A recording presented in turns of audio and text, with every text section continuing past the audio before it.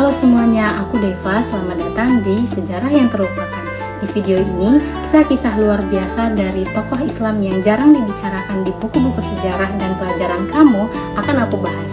Tapi sebelum itu, pernah nggak sih dari sekian banyaknya pencarian Google kamu, ada pencarian informasi tentang siapa sih perawat pertama di dunia?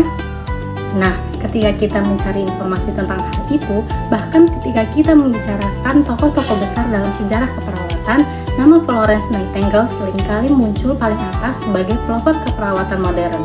Padahal, tahukah kamu bahwa lebih dari 1200 tahun sebelum Nightingale telah ada seorang wanita muslim yang meletakkan dasar-dasar keperawatan dalam Islam?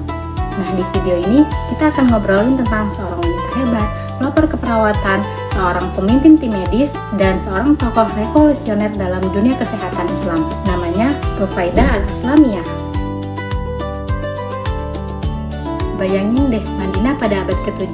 Saat itu, dunia belum mengenal rumah sakit modern, belum ada gelar perawat profesional, dan perang adalah bagian dari kehidupan. Tapi di tengah itu semua, muncullah Rufaidah Al-Aslamiyah sebagai sosok wanita yang memadukan ilmu, kepedulian, dan iman dalam merawat pasien. Mengenal sosok wanita hebat yang satu ini, Rufaidah Al-Aslamiyah lahir di Madinah sekitar tahun 597 Masehi dari keluarga Bani Aslam dan termasuk dalam kaum Ansor. Ayahnya Sa'ad Aslami adalah seorang tabib terkemuka di Madinah. Dan dari sinilah Rufaidah belajar dasar-dasar pengobatan dan sempat menjadi asisten ayahnya. Rufaidah tidak berhenti hanya belajar, dia mengembangkan ilmunya dan menjadikannya alat untuk menolong umat. Saat Rasulullah SAW hijrah ke Madinah, Rufaidah sudah dikenal sebagai perempuan yang cerdas dan empati. Tidak hanya sebagai murid ilmu, tetapi juga sebagai pengajar sekaligus pemimpin keperawatan. Dan atas izin Rasulullah, Rufaidah mendirikan unit medis pertama di Madinah, semacam klinik darurat di dekat Masjid Nabawi. Di tempat ini, Rufaidah tidak hanya merawat orang yang sakit, tetapi juga mengajari perempuan lain dalam keperawatan. Jadi, bisa dibilang Rufaidah adalah kepala sekolah keperawatan pertama dalam sejarah Islam. Dan dari informasi yang ada, Rufaidah pernah mengajari Aisyah binti Abu Bakar dalam merawat luka dan menjaga kebersihan pasien.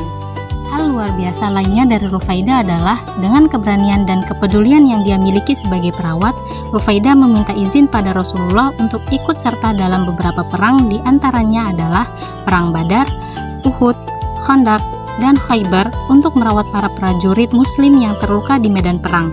Dan saat perang Uhud dan Khandaq pecah, Rufaidah mendirikan tenda di dekat lokasi peperangan dan memimpin tim medis lapangan bersama rekan-rekannya. Dia dan timnya merawat para pejuang yang terluka langsung di medan perang. Jadi, kalau kamu mikir rumah sakit lapangan atau mobile hospital itu adalah penemuan baru, pikirin lagi deh. Nggak cuma itu, selama mengabdikan dirinya sebagai perawat, Rufaidah tidak pernah memilih-milih dalam merawat pasien. Ia memberikan perawatannya pada siapa saja, termasuk anak yatim, orang miskin, dan orang dengan gangguan kesehatan mental. Tapi kenapa sih nama Rufaidah jarang kita dengar? Jawabannya cukup menyedihkan karena saat itu Rufaidah tidak menulis risalah medis. Ilmunya diwariskan secara praktik langsung dan lisan. Dan parahnya, banyak catatan sejarah tentang perempuan yang dihapus, dilupakan, atau bahkan tidak pernah dicatat secara lengkap.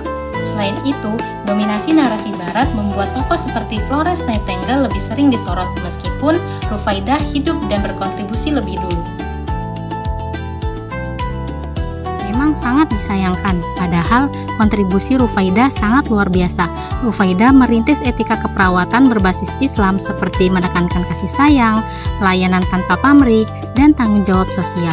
Namun, dalam salah satu artikel disebutkan bahwa kini nama Rufaidah tetap hidup di beberapa universitas dan institusi, seperti di Bahrain, tepatnya di Royal College of Surgeons in Ireland yang memberikan penghargaan Rufaidah Al-Aslamiyah Prize in Nursing setiap tahunnya pada satu mahasiswa yang secara konsisten unggul dalam memberikan perawatan kepada pasien.